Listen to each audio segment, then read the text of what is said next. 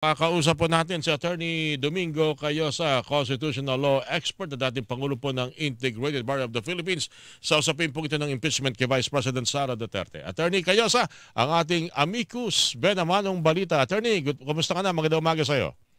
Good morning, Orly. Magandang umaga sa nakikinig po sa inyong programa. Kahapon na-transmit po sa Senado yung articles of impeachment, pero sa pagtatapos ng kanilang session hanggang tuluyang mag-synergy adjournment, hindi ho ito nabanggit. Although may mga paglilinaw naman na baka kahit ho nakasesyon, meron namang ginagawang pagdinig. Tulad nito, may mga hearing ang ginagawa ang Senado. So baka ito naman po yung magyari kahit na hindi nahintayin pa ang June.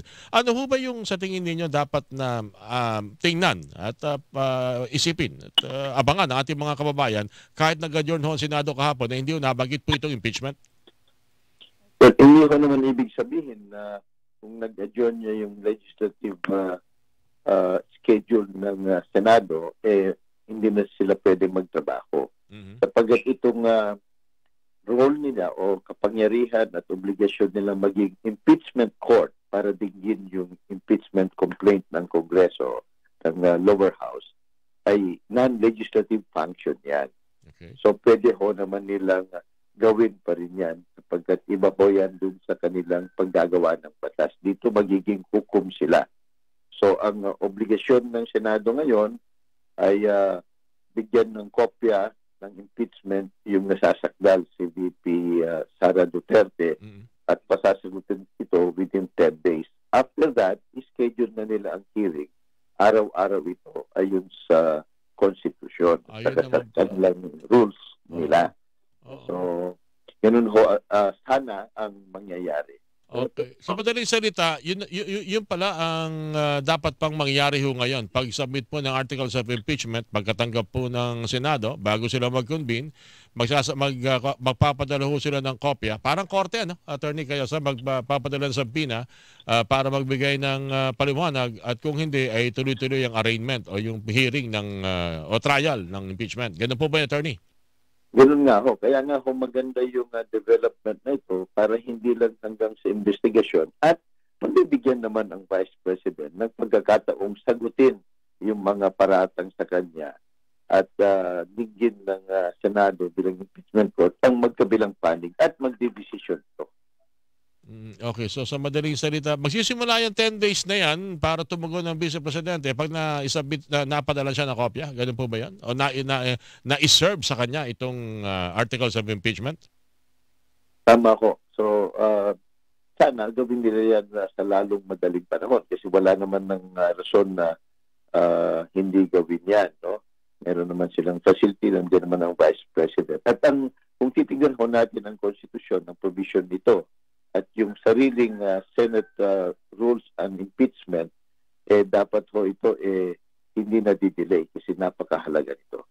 Hindi ko lang alam kung sasangayon ko yung sasabihin ko, Attorney, pero natuwa naman ako dahil yung mga senador na magiging judge, mukhang talagang very quiet. No? Hindi sila nagpaulak ng mga panayam. Natural ito, sana ma-maintain ito sa tingin ni Attorney Cayosa na para hindi yung mga nakaraang mga impeachment na pag tumayo at nagtanong na yung senator judge, alam mo na yung direksyon ng kanyang direct o cross examination. Attorney Cayosa. But hindi lang ho yun tama.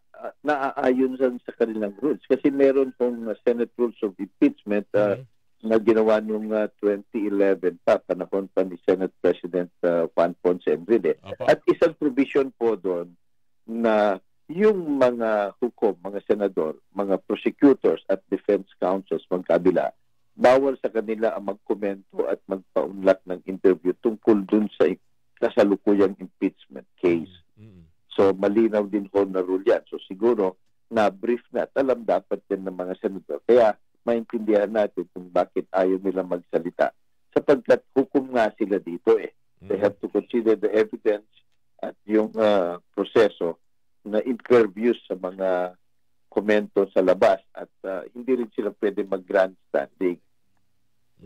May mga ini-expect ho ba kayo? May mga nakikita pa kayo among the articles of impeachment na binanggit doon na sa tingin ninyo, aabangan ninyo tulad ninyo na isang abogado, miyembro ng IBP, Attorney Cayosa?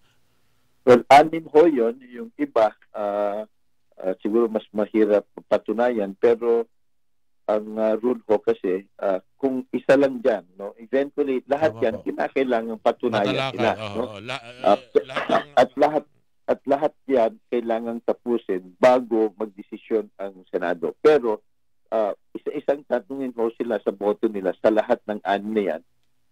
Kahit ho merong mga paratang na ma-acquit si VP Sara, kung merong isa dyan na mapatunayan o kaya decision na guilty siya dyan, that will already amount to her impeachment at pagkatanggal. Ibig sabihin pagalis sa ano. Mabigat pa naman itong sa ating saligang batas ng kasaad dito pag bukod sa pagkakaalis sa pwesto perpetual disqualification Attorney Cayosa.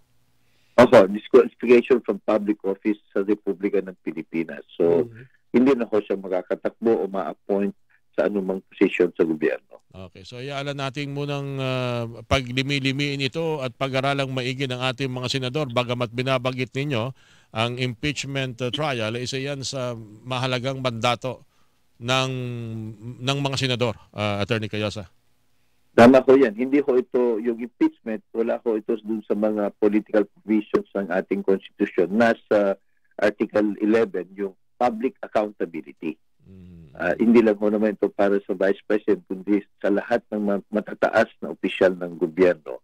Kung sila ho nagkasala o nagkamali, ang pamamaraan sa pagtanggal o pagparusa sila, pagtanggal sa posisyon, hindi ho sa kaso, kundi sa impeachment. So of course, Constitution din, pag ikaw ay na-impeach, natanggal sa pwesto, na-disqualify na, it doesn't preclude, o kaya pwede ka pa rin kasuhan ng criminal case. Parang yun nangyari kay Sumalangit Nawa, kay Chief Justice Renato Corona, Attorney Cayosa. Tama ho. Though hindi naman inabutan na kinasuhan pa siya after natanggal. Anyway, may mga kaso palang umabot sa Sandigan Bayan noon. Kaigihan lang na nangyari doon kasi nangyari, attorney, na-acquit siya. Nako. Tapos naalala nyo pa ho siguro after nung decision ng impeachment court umugong yung DAP nung mga panahon na yun Tama ho. But ito maganda rin ho ito para sa lahat, para sa Vice President kasi may pagkakataon na siyang sumagot at depensahan ng sarili, para dun sa prosecutor para may pagkakataon din silang patunayan yung kanilang mga nakita o mga findings na sa mga ginawa ng pandinig sa legislative hearings in aid of legislation. Tayo namang mamamayan, di ba gusto rin natin malaman ano ba ito, totoo ba ito, at kung totoo ito ba ay sapat para tanggalin sa pwesto ang Vice President. So it's very important for the accountability of public officials. Dagdagan ko lang, huling tanong nila tungkol sa binanggit niyang yan. So paano dapat natin itong itatrato? Dahil sa tuwing magento mga impeachment trial, nahahati po ang sambayan ng Pilipinas. Paano ba dapat kayo siguro kung meron kayo pagkakataon na maipaliwanag at dapat itong tingnan sa isang positibong pananaw at hindi ho tayo magkawatak-wata kahit na may mga kasi mangyayari ito baka every administration may mga impeachment trial. Ano dapat dito? Paano dapat nating itrato ito? Bilang isang mamamayan, bilang isang Pilipino na nagtataguyod po ng katwiran at patas na pananaw sa ilang mga issue na nakakaapekto sa ating lipunan. Attorney Cayosa.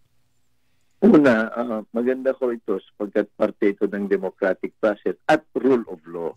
Yung bang kung may paratang ay patutunayan yan at bibigyan ng pagkakataon yung nasasakdal o yung inaakusahan ng pagkakataon na depensahan ang sarili na. Pangalawa, positibo din ho sa ating konstitusyon, magiging transparent ito sapagkat required na yung proseso ng impeachment open to the public. Kayong mga media nandun kayo at nakikita natin ang nangyayari at tayo mismo ay makikita natin ang mga asal at ginagawa ng ating mga mambabatas. At pati na rin ho yung mga testimonya at mga dokumento malalaman natin. So, kumbaga, because of the transparency, parang nakakapag-participate tayo. Hindi lang nasa sekreto yan, magugulat na lang tayo sa resulta. Pangatlo po, pang-apat, maganda ho ito na to remind our public officials, especially yung mga matataas na opisyal, na meron pa ring accountability.